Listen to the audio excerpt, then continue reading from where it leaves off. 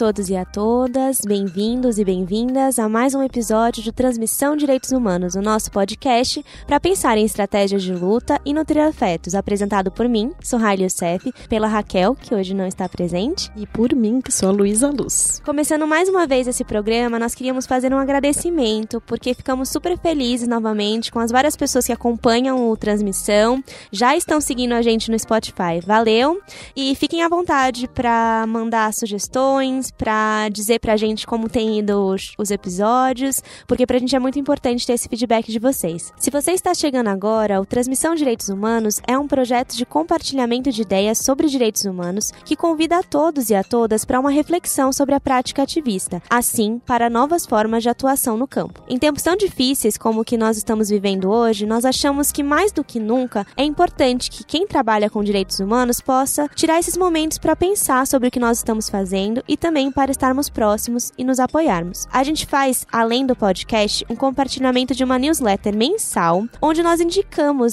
alguns textos e artigos com experiências bacanas de pessoas que trabalham com direitos humanos. Como a gente sabe, que nem todo mundo tem tempo para ler uma pilha de livros ou artigos, a gente tem um momento aqui no nosso podcast para discutir e conversar um pouquinho sobre alguma recomendação da nossa newsletter. E hoje, nós pensamos em discutir, então, uma das indicações da nossa quarta newsletter, que é um episódio do podcast da BBC chamado Compass. E esse podcast, ele se propõe a reconstruir historicamente o sistema internacional de proteção de direitos humanos após a Segunda Guerra, nos convidando, e perguntando de que forma nós estamos vivendo a sua desconstrução. Então, a Declaração Universal dos Direitos Humanos, ela completa agora em dezembro os 70 anos, E esse podcast faz justamente um apanhado dessa construção internacional, dessa agenda global de direitos humanos a partir da Segunda Guerra Mundial. Um dos pontos que é interessante, que a gente não consegue deixar de falar quando a gente pensa nesse sistema internacional de direitos humanos, é justamente como sua própria criação foi contraditória no início, Então,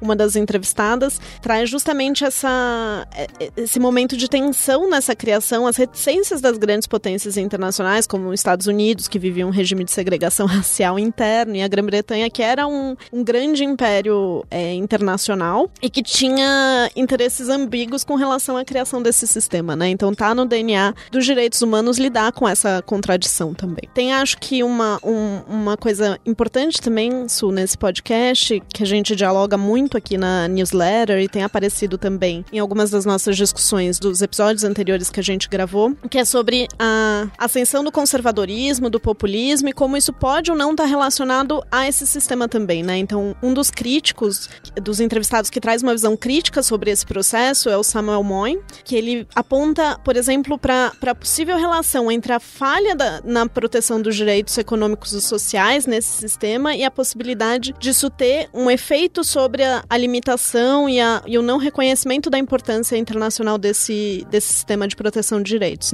Eu acho que é muito interessante essa fala do Samuel Moyn, apesar de que nós vamos ver no podcast que vários críticos, principalmente ativistas do Sul Global, vão se contrapor um pouco a essa teoria, é que ela nos provoca a pensar de que forma, desde as origens dos direitos humanos, eles têm mesmo tido ou não potencial de transformação social, que eu acho que é uma discussão que a gente tem colocado repetidamente no podcast. E a gente percebe, que pensando sobre esse caráter redistributivo dos direitos humanos, de pensar direitos econômicos, sociais e culturais, uma das pessoas ouvidas no podcast é o Philip Austin, que ele vai explicar, de que forma então a gente está pensando em políticas de combate à pobreza e que nem sempre é a mesma coisa do que falar em direitos sociais. E esse é um ponto que ele traz para a gente pensar então as contradições desses diversos países que estão pensando na construção de direitos humanos. Então, de um lado a gente tem uma China, do outro lado os Estados Unidos, que está dando prioridade muito mais para as liberdades civis, como já foi colocado anteriormente. Como a gente lida então com esse contexto de construção de direitos?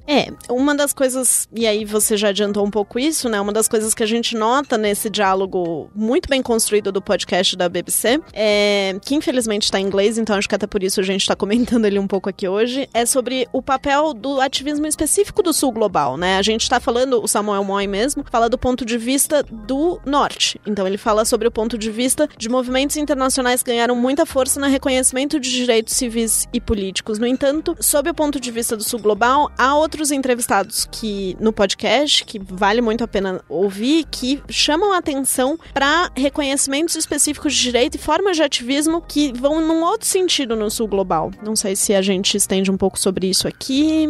Eu acho que é interessante quando o Garavito, ele traz pra gente um pouco o papel dos tribunais tribunais na América Latina, especialmente das cortes, né, constitucionais, que vão vir avançando em direitos como direito à alimentação, como é o caso indiano, que não tem nem previsto na Constituição esse direito, e eles ampliaram essa proteção, ou mesmo quando a gente pensa em direitos, né, à propriedade coletiva das populações indígenas. Então eu acho interessante para exemplificar um pouco como esses ativistas do Sul Global têm inovado também ao pensar numa linguagem de direitos humanos. Acho que a gente não precisa ampliar tanto, mas fica o convite para que as pessoas que assinarem a nossa newsletter ou receberem, né, ouvirem novamente o podcast para escutar um pouco mais. Mas tem um pontinho que eu ainda acho que vale a pena, porque dialoga muito com o que a gente vai discutir agora na segunda parte do episódio de hoje, que é o ponto de se os movimentos e as organizações de direitos humanos, eles de fato têm assumido um protagonismo nesse trabalho em prol de direitos sociais.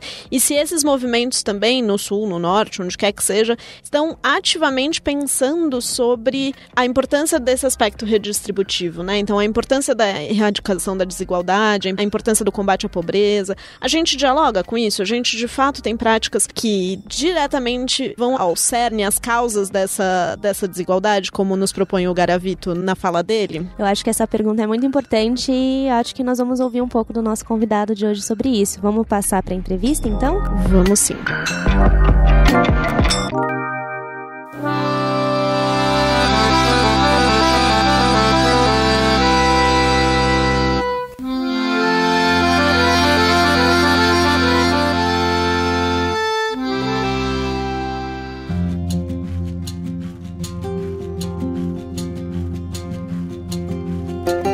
O nosso convidado de hoje é a pessoa ideal para nos ajudar a refletir sobre esse tema e para refletir saindo do senso comum. O Alderon Costa tem um caminho longo junto com grupos mais pobres da nossa sociedade, com os quais ele sempre desenvolveu um trabalho de parceria e de companheirismo aliado a uma preocupação por acesso a direitos e a uma vida mais digna. Vamos ver se ele concorda com essa apresentação. Ele é jornalista, ele é criador do jornal Trecheiro e membro da associação Rede Rua, e ele tem uma trajetória longa de trabalho junto ao povo da rua antes de ser eleito para ser ouvidor externo da Defensoria Pública. Esse foi um cargo que ele ocupou por 4 anos até maio passado. O Alderon também foi membro do Conselho da Comunidade, no qual ele participou da fiscalização dos presídios em São Paulo. Muito obrigada por estar aqui hoje, Alderon. Nossa, eu que agradeço participar de um projeto tão importante e tão atual como é esse projeto de vocês, de estar discutindo direitos humanos, né? Estou muito contente de estar aqui com vocês hoje. Obrigada, Alderon. Aliás, na verdade a gente tinha que trocar de papéis, porque eu sou jornalista, vocês são as pessoas que têm boas práticas na área dos direitos humanos, na defesa das presas, na defesa dos presos, né? A Sorralha aí, um trabalho magnífico que ela fez lá em Itapecerica, na defesa lá nas audiências de custódia, né? A Luísa, que atuou vários anos na clínica Luiz Gama, depois no ITTC também, com pesquisas importantes, né? E depois também atuou na ouvidoria junto comigo também. Então, acho que vocês também têm uma autoridade, né? E poderiam muito bem estarem sendo entrevistados por mim. Mas vamos lá.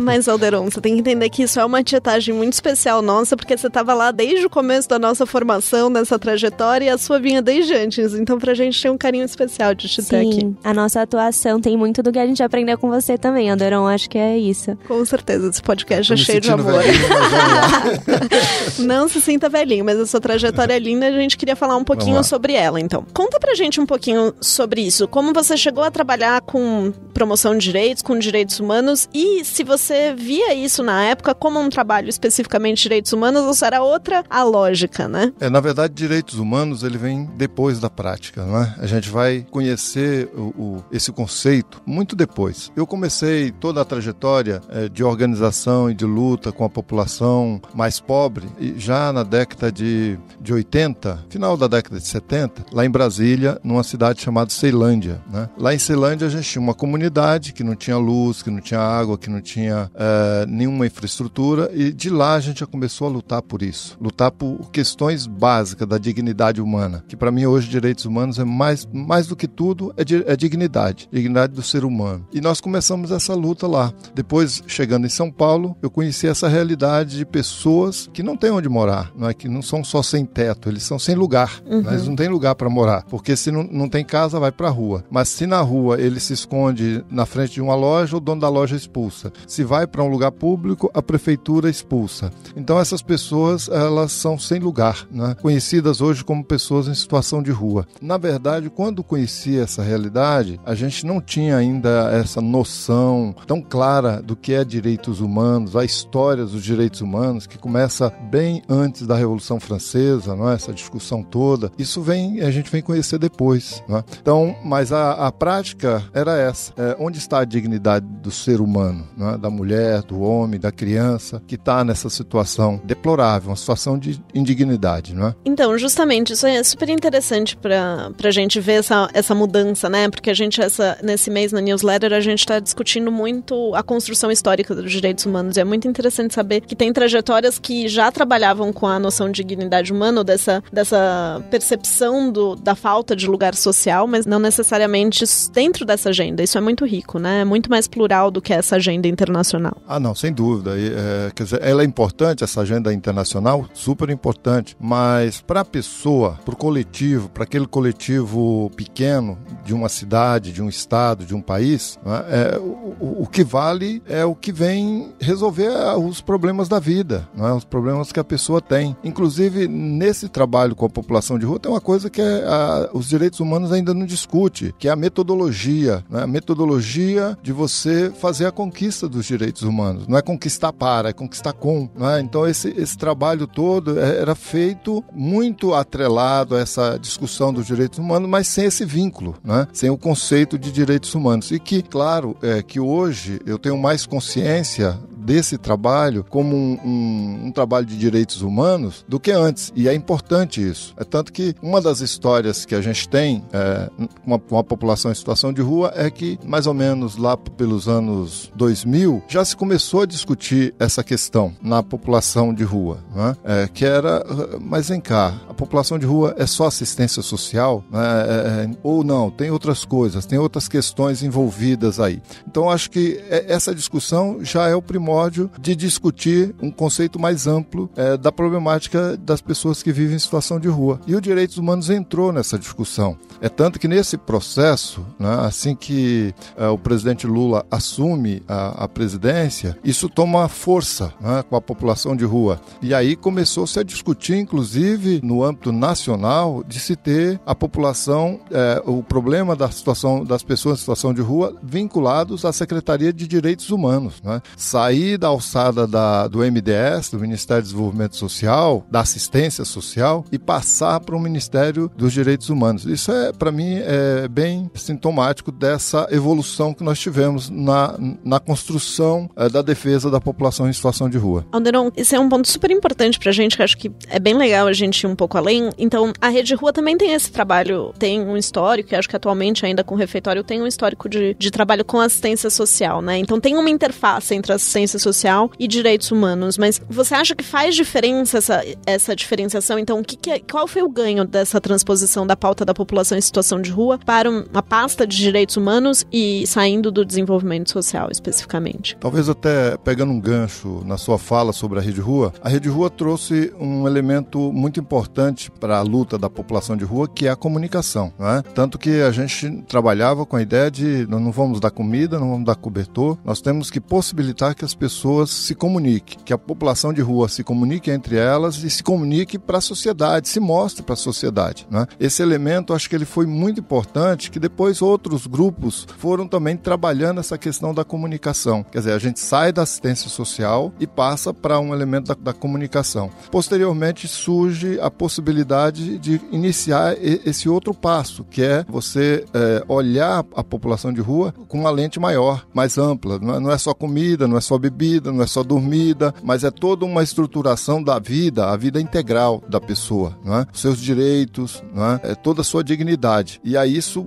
repercute depois quando a gente consegue levar essa discussão para os direitos humanos. O caso mais concreto é essa passagem, por exemplo, o Comitê Nacional da População em Situação de Rua hoje ele está atrelado à Secretaria de Direitos Humanos, não à assistência social. Também aqui na cidade de São Paulo, o comitê também pertence à Secretaria de Direitos Humanos. Claro que aí ainda precisamos avançar mais, porque com quem está o dinheiro hoje? O dinheiro está com assistência ainda, não é tanto a nível federal quanto aqui municipal. E quem estabelece a política é quem tem o dinheiro, né? Então a influência ainda dos comitês de população em situação de rua é muito pequena ainda, né? Então isso a gente precisa aprofundar essa discussão, né? Não, mas maravilhosa essa visão sobre a integralidade da vida, né? Então nem um recorte específico da assistência social, nem um recorte específico de qualquer assistencialismo, quer dizer, é muito maior trabalhar com população em situação de rua, né? Tem demandas muito mais gigantes e integradas mesmo, não é uma questão de dividir as pessoas como se elas fossem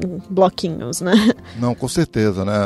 A gente fala das caixinhas, né? Quer dizer, a pessoa, ela não é só econômico, não é só social, mas é afetivo também. É uma questão que precisa ser trabalhada, né? E as pessoas também têm projetos de vida, né? Elas têm também seus sonhos, e isso tem que ser levado em consideração, né? Quer dizer, elas precisam, para além do cobertor, elas precisam de uma casa para morar, de uma privacidade, não é? Que a gente não respeita essa privacidade, não é? Só porque é pobre parece que não pode ter, não tem necessidade de privacidade, não é? Então várias questõezinhas vão surgindo quando você aprofunda a discussão e quando você tem uma visão dessa população, que são pessoas como eu, como você, como qualquer outro, não é? Elas estão numa condição social diferenciada, mas elas têm as mesmas necessidades que cada um de nós temos, né? Então acho que essa visão ela amplia esse debate. Legal.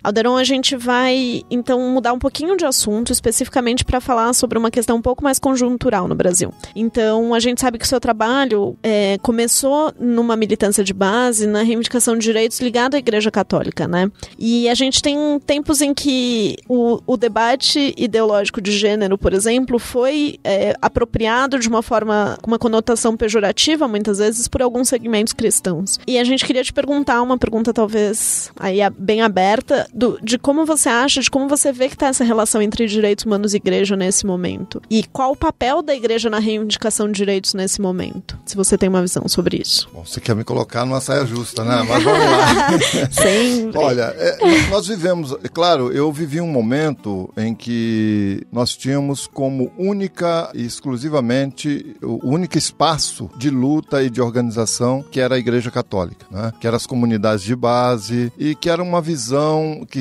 estávamos caminhando para uma visão muito realista, né, dessa relação da igreja com o povo, né? Era uma relação, vamos dizer assim, que se preocupava pouco com o sacramentalismo ou com a frequência na igreja ou na missa, enfim, mas a preocupação maior era com a vida em primeiro lugar, né? Então esse era o grande lema que até hoje o Grito dos Excluídos mantém esse lema, a vida em primeiro lugar. O que interessa é isso, né? E a questão religiosa, ela vai, claro, vai modificando. Hoje está totalmente mudada. Eu tive a felicidade de acho que foi dia 11 ou dia 12 de outubro, participar da canonização de Dom Oscar Romero. Dom Oscar Romero era um bispo que tinha um compromisso com o povo, e um compromisso amplo, né? Um compromisso aberto. E acredito que se chegassem para ele essa questão de gênero, ou a questão homossexual, ou a questão do aborto, eu teria certeza que a visão dele seria uma visão aberta, uma visão de respeitar e perguntar, é a vida em primeiro lugar? É a dignidade da pessoa, inclusive a dignidade da mulher, né? Então acho que essa abertura teria. Infelizmente hoje nós sabemos que a própria igreja passou por não é conservadorismo, por um reacionarismo, né, muito forte, né? Muito forte. As motivações, elas são várias, né? A questão do poder, claro, está ligada à questão do poder, já dizia Leonardo Boff, né? E hoje ela não representa mais esse pensamento, infelizmente, né? Hoje a igreja, ela defende mais o seu dogma do que a pessoa, né? Houve uma inversão de valores, né? A inversão de valores é muito forte hoje na igreja, né? Então, acho que isso nos deixa preocupados, né? Mas se, como se diz na igreja, né, que há o Espírito Santo, nós acreditamos que essa mudança vai acontecer, né? E acho que o grande problema hoje que nós temos é esse uso divino, né? Esse uso de Deus para tudo, né? Para justificar tudo, para justificar justificar a opressão da mulher, para justificar a opressão dos negros, a opressão dos presos, enfim. Deus é usado hoje para tudo, né? E eu vivi num momento, a minha formação, vamos dizer assim, política, foi num momento em que a gente tinha muito essa presença da igreja no conflito e na defesa da pessoa, sem essas preocupações que hoje envolvem discussões que são aberrantes, né? Dizer que a mulher não pode fazer aborto. Quem é a igreja para dizer que uma mulher não pode fazer um aborto, né? É a mulher que tem que decidir. Eu acredito muito nisso e ela tem que ter o apoio, inclusive, para decidir. Aí sim, né? Para ela poder pensar tudo. A questão de gênero hoje, do trabalho da mulher, né? Tem que ter uma defesa muito clara da igualdade. Por que a mulher ganha menos do que o homem? Não tem sentido hoje. Não tem nenhum sentido isso. E assim a gente pode discutir a questão do negro, né? A questão da própria população de rua, né? Esse trabalho que se faz, muito o trabalho da caridade e não o trabalho da política, da conscientização, né? É muito mais fácil, claro, você dá um prato de comida, dá um lugar, você deu, acabou, vai para casa, dorme. O trabalho político não, você tem todo um envolvimento político ali, né? Bom, eu não sei se eu respondi, se eu fiz aí um emaranhado, mas se vocês quiserem questionar mais um pouco, a gente vai aclareando um pouco mais. Não, eu gosto dessa... A resposta foi para um lugar muito legal, a gente gosta muito dessa pergunta, ela não foi só uma pegadinha, porque a Raquel e eu, acho que a gente já discutiu isso com a Su várias vezes também, a gente tem uma percepção da beleza dessa trajetória no Brasil dos movimentos de base, né? E muitos deles ligados mesmo a esse histórico da igreja. Então, é uma discussão importante a gente não perder esse ponto de partida, de onde vem, e a gente conseguir também fazer uma leitura crítica do que são as discussões por redução de direitos, muitas delas com essa justificativa religiosa que você mencionou, né? Então, foi legal te ouvir. E acho que a preocupação nossa não tem se Deus existe ou se Deus não existe, sabe? A minha preocupação é mais com o outro. Inclusive, a própria doutrinação da igreja diz que a gente tem que se preocupar com o outro, e Deus está no outro, não é isso? Então, se o outro está bem, está ótimo. Se eu estou colaborando com o outro, aí Deus está ali. Quer dizer, essa discussão, eu tive agora a possibilidade de ver muitas igrejas, muitas e belíssimas, né? E eu me perguntava, né? É isso que Deus quer? Né? É isso que Jesus Cristo que veio quer? E essas igrejas todas estão caindo. Não tem gente para cuidar. Não tem igreja ali, a igreja no sentido eclesiástico mesmo. Padres, freiras, vai acabar tudo, sabe? Essas construções de pedra, tudo isso, esses templos de Salomão, essas coisas todas vão ruir um dia. O que fica é a nossa relação, é a construção do ser humano. Esse templo é que não vai cair nunca, se a gente respeitar ele. Então, tudo isso nos deixa muito, por um lado, deprimido, né? Porque você vê que a gente vai ouvindo aí as discussões. Agora mesmo estava ouvindo que o próximo coordenador do Itamaraty, eu não sei o nome dele, ele tem um blog e ele fala de Deus e não sei o quê. Mas que coisa é essa? Né? Para onde que esse povo quer levar a gente? Né? Com essa discussão, com esse uso dessa palavra que já matou muita gente. Né? E eu não quero mais isso. Né? Eu não quero participar disso. Então, por mim, é isso. O que vale é a pessoa, é o respeito que eu tenho por ela aqui. Né? E a mística que eu construo em cima disso. E, bom, puxando um pouquinho isso, a gente tem falado muito sobre um afastamento dos movimentos de esquerda das bases, né? E acho que isso é um diagnóstico que está no ar, ainda um pouco sem um ponto final, talvez.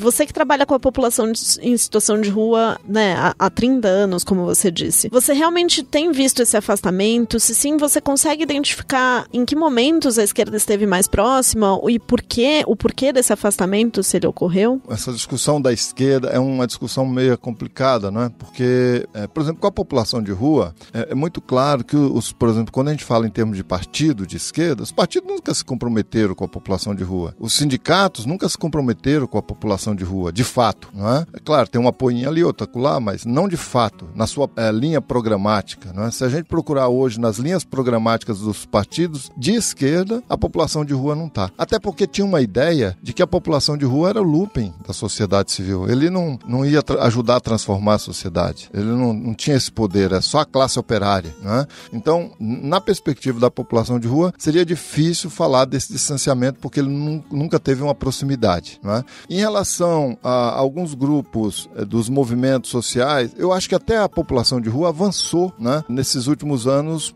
quase todos os políticos colocam coloca nos seus programas, pelo menos municipais, a população de rua, né? Como item, porque está batendo na casa do prefeito, está batendo na casa do governador a população de rua. Tem gente dormindo pertinho da casa do governador, tem gente dormindo na frente da casa do prefeito, na frente da prefeitura dorme um grupo grande de pessoas em situação de rua. Então a população de rua, pela sua característica, pela gravidade, pelo aumento, ela está sendo inserida em alguns debates, né? Mas por conta dessa força, não por conta de uma militância, de uma visão de fora, né? Então, em relação à população de rua, acho que essa proximidade ela não existe ainda, tem que ser construída, né? É um trabalho que tem que avançar para isso. Em relação aos grupos de base gerais, né?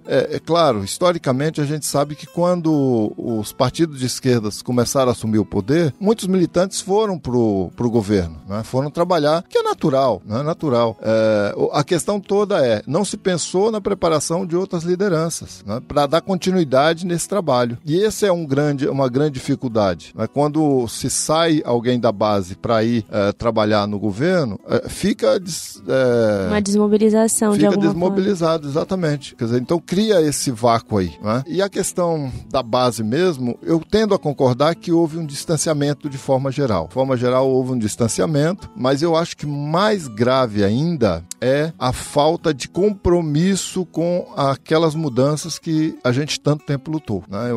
Eu entendo que quando você está fora da máquina é uma coisa, quando você está dentro da máquina é outra, mas eu acho que faltou esse empenho de realmente levar à frente as mudanças desejadas por todos aqueles que lutaram e inclusive comunicar por que não se conseguiu fazer essas mudanças. Então falhou um pouco essa questão da comunicação e a questão da realização das propostas. Eu acho que isso é uma frustração que muita gente tem. Pegando o gancho com isso, e já para a gente passar para o próximo bloco de perguntas, como você vê, de fato, o estágio da luta por direitos sociais, por erradicação da desigualdade no Brasil? Você acha que a gente tem avançado? Isso tem sido um caminho priorizado por esses movimentos, partidos políticos de esquerda, por organizações da sociedade civil? Como você enxerga isso? Eu acho que nós estamos num momento de retrocesso. Nós estamos nesse momento, num momento de retrocesso. Um retrocesso bem grande, né? Primeiro que os governos de esquerda, eles não conseguiram fazer mudanças estruturais para que acontecesse essa diminuição da desigualdade, né?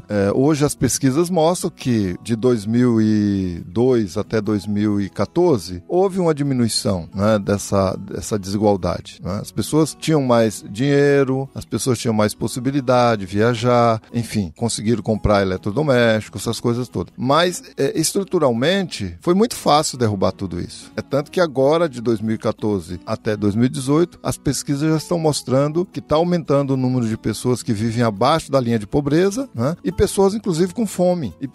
E a mortalidade infantil, que está aumentando. Então, são sinais desse aumento dessa desigualdade. Enquanto que os bancos têm mais de 3% de lucro, né? E os 6 mais poderosos do Brasil, que ganham mais, se enriqueceram mais ainda. Porque o rico, ele tem essa vantagem, né? Quer dizer, 1% para ele é 1 bilhão para um pobre que tem um aumento de 8%. Então, essa diferenciação é muito séria no Brasil. Eu tendo a imaginar e defendo que esses problemas sociais que nós vivemos hoje, nós temos que atacar essa desigualdade. Se a gente não atacar a desigualdade estrutural, não adianta. Não adianta pensar projetos avançadíssimos, sabe? Que enquanto você tira um da rua, cai 10. Então, a questão toda é como é que a gente melhora esse sistema de redistribuição? A gente sabe como. Os especialistas já afirmam isso, que é preciso mexer na carga tributária, é preciso mexer no imposto de renda, é preciso taxar as heranças, é preciso taxar as grandes fortunas. Todo mundo sabe o que tem que fazer, mas quem mantém o poder são os próprios poderosos que não querem que isso aconteça e fazem o que fazem para manter aqueles que defendem essa desigualdade, que é o que aconteceu na eleição agora, né? São pessoas que defendem que se mantenha o status quo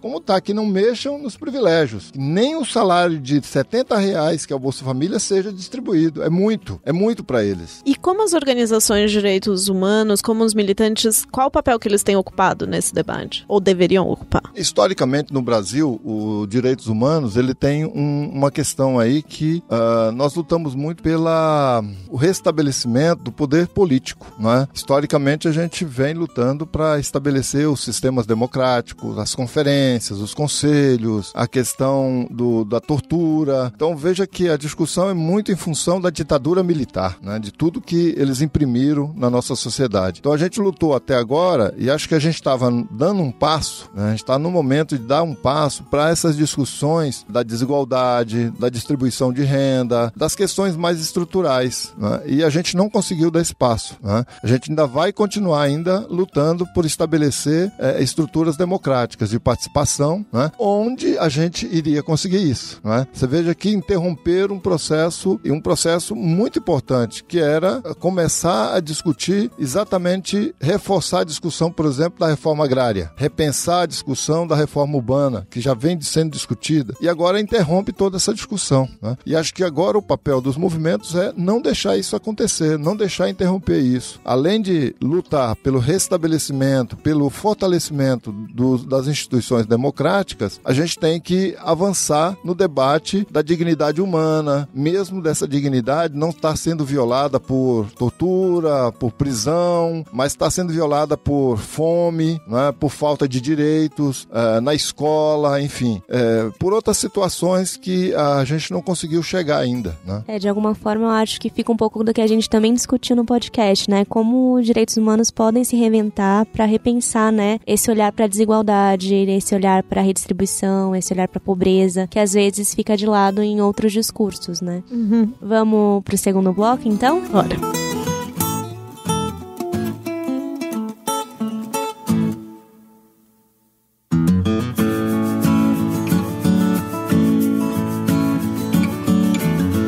Nesse segundo bloco, Alderon, a gente queria conversar um pouco com você. Você chegou a falar um pouco sobre como a comunicação foi um passo, né, para uma discussão sobre os direitos da população em situação de rua, né, assumir outro patamar, um patamar político, de discussão de estruturas. Então a pergunta é um pouco, você acha que a comunicação então teve impacto para a conquista de direitos da população em situação de rua? Como que ela influenciou de alguma forma isso? Bom, eu sou suspeito de dizer porque eu sou da área da comunicação e acreditei muito nisso, né? Tanto quando a gente propôs, mais ou menos em 84, 85, a criação de um centro de documentação para a população de rua, foi nessa perspectiva, né? Na perspectiva da comunicação colaborar com a transformação social. Nós víamos, por exemplo, que um simples slide, né, da própria pessoa em situação de rua, mostrando ela nas suas várias fases de vida, quando a gente conseguia documentar isso e mostrar para ela o poder de transformação que aquilo tinha, a força que tinha, por exemplo, a música, e tem entre a população de rua, né? Só você passar, você vê um pagodinho, né?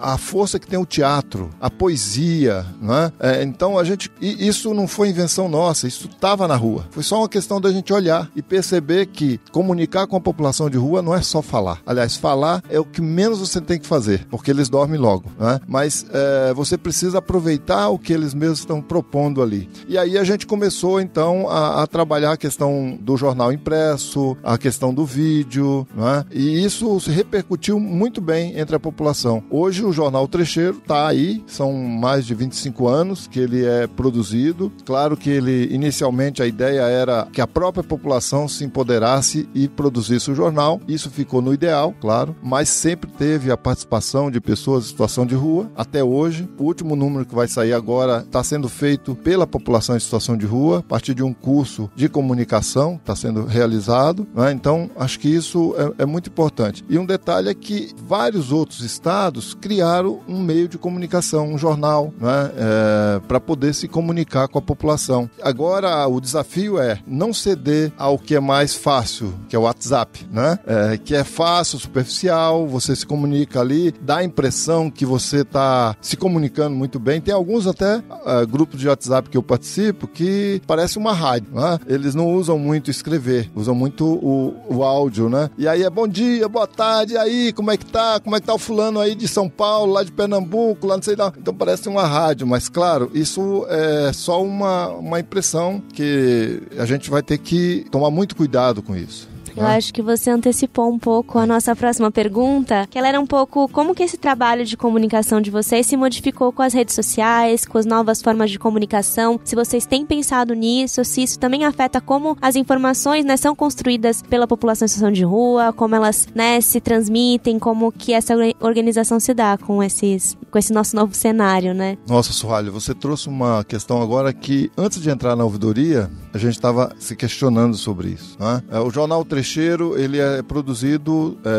impresso, né? Ele é impresso porque a gente tinha a ideia de que as pessoas de rua não tinham acesso às redes sociais, à internet e tudo mais. Ainda não tem, né? Muitos conseguem ainda via Poupa Tempo, via outras instituições ou alguns equipamentos que tem a internet, mas não é uma forma massiva, né? Então, nós entendemos que atualizar esse processo ele ainda vai demorar um pouquinho, né? Porque custa também, né? E dinheiro não está tão fácil ultimamente, né? O jornal Trecheiro, ele consegue ainda sobreviver porque ele é feito voluntariamente, né? E tem uma estrutura que imprime de projeto, um projeto que assume a impressão do jornal. Agora, a questão por exemplo, um site, um blog, um podcast como esse, né? Isso ainda não conseguimos avançar para isso, né? Acho que tanto por questões de mãos, de você ter fôlego para isso, né? E você ter audiência. A questão toda é o que a população de rua vai ouvir, vai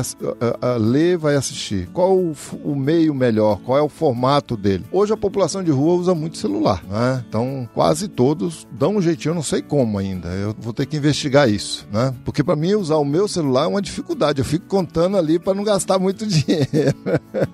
Mas é impressionante. Qualquer lugar que você vai, a população de rua tem um celularzinho ali e funciona, né? E eles se comunicam. Eu participo de alguns grupos da população de rua e o pessoal tá ali firme. Às vezes troca de celular toda semana, mas tá ali firme. Então, eu acho que nós vamos ter que trabalhar isso. É uma questão que eu não tenho muita clareza ainda. Sei que é preciso mudar, né? A gente tem que acompanhar aí o processo, né? O jornal O Trecheiro tentou acompanhar, não conseguiu. Apesar de a configuração dele, a diagramação dele ter melhorado bastante, né? Assim, hoje é uma diagramação visual, né? Uma diagramação visual. Legal. Vamos aproveitar então que você gosta da comunicação, quer falar um pouco disso.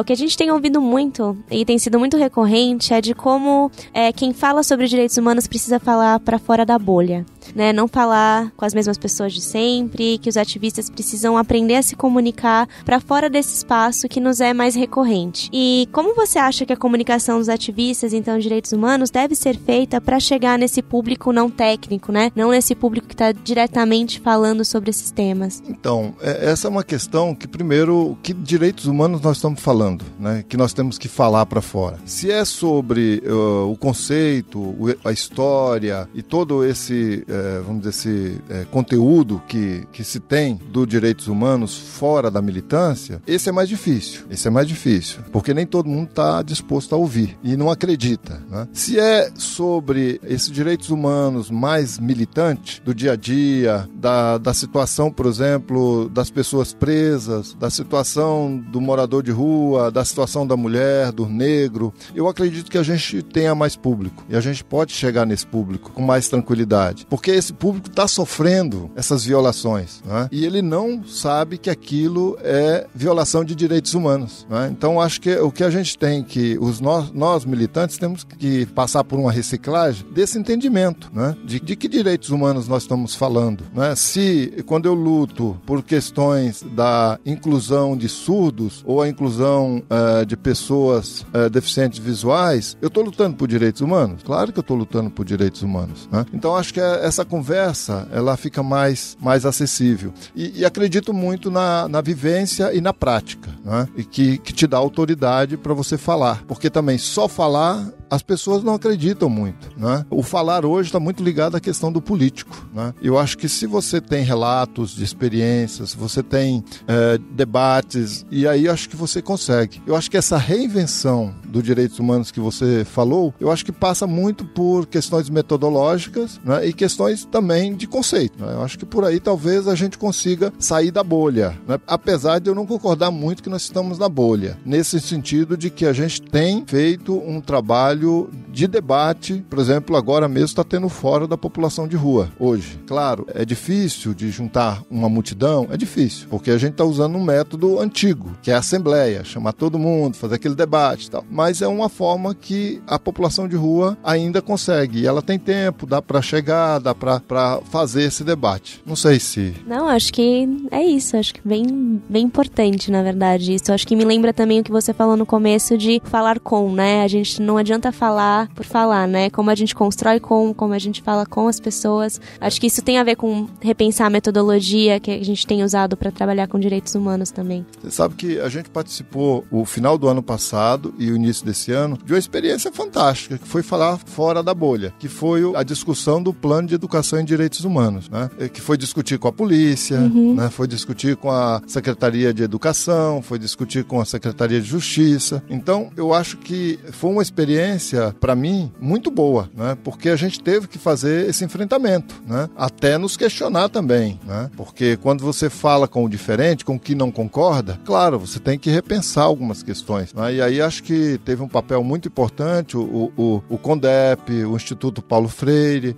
que trouxe essa discussão e trouxe para valer mesmo, né? Acho que foi para mim foi um exemplo de que é possível fazer esse debate com o outro, mesmo aquele outro que não concorda, que eu não concordo e que eles também não concordam, né? É difícil, mas valeu a pena. Legal. Maravilhoso, Alderon. Você era a pessoa certa para fazer essas perguntas.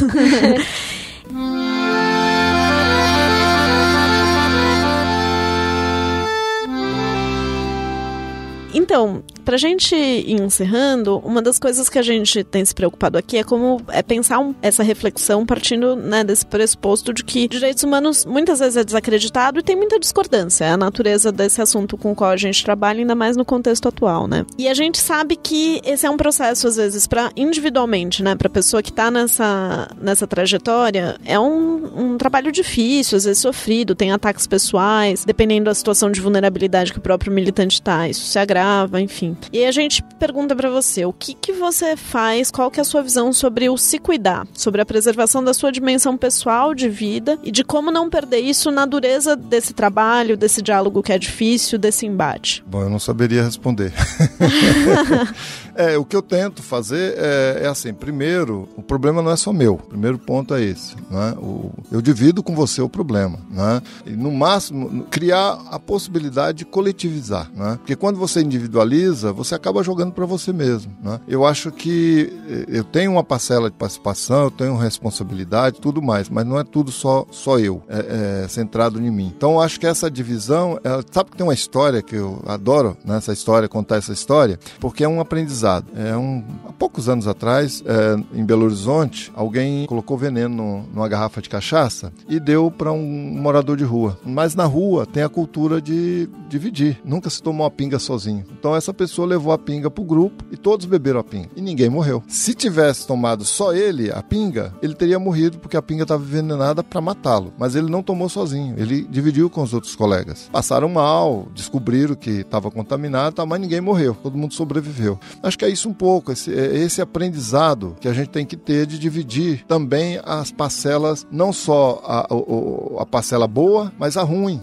Nós estamos juntos, é uma sociedade, né? Nós estamos numa sociedade e os coletivos, eles precisam entender isso. E as pessoas que tendem ao personalismo, ao eu só, eu acho que a colaboração a longo prazo, com a transformação, é muito pouca. Então, o máximo que a gente puder se cuidar para compartilhar, para coletivizar todas as questões, eu acho que é o melhor, né?